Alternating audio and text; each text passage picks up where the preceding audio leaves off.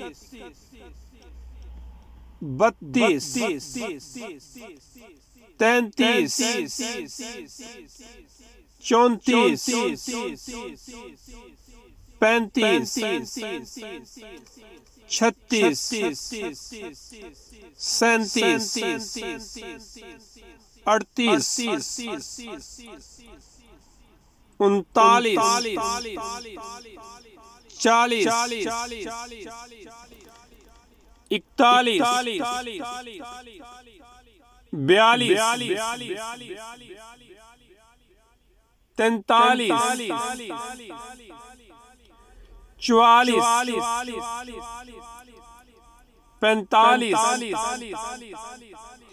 16 17 18 19